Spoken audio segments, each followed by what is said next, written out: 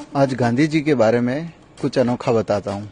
ये जो सामने बिल्डिंग दिख रही है, ये अहमदाबाद की मोस्ट लग्जरियस प्रॉपर्टी है और इसकी खास बात ये है कि गांधी जी साउथ अफ्रीका से आने के बाद सबसे पहले यहाँ रुके थे और उसके बाद भी अमूमन एज अ फैमिली गेस्ट यहाँ आकर रुका करते थे।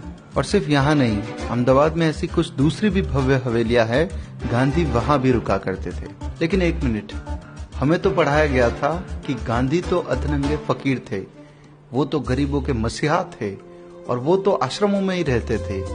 तो फिर इन हवेलियों में रुकने की कहानी क्या है? इसी प्रश्न को लेकर जब हमने थोड़ा रिसर्च किया तो पता चला कि गांधी कभी भी कहीं भी जाते तो उस शहर या कस्बे के मोस्ट लग्जरियस अकोमोडेशन में ही निवास करते थे।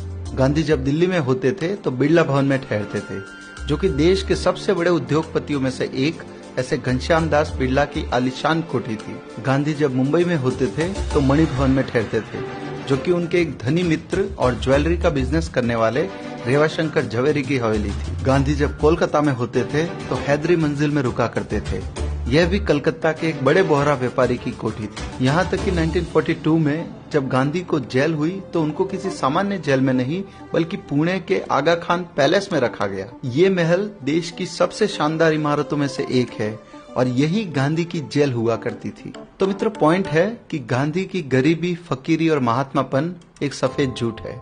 असल में ऐसा कुछ था ही नहीं, सब कुछ बनावटी और मनगढ़ंत था।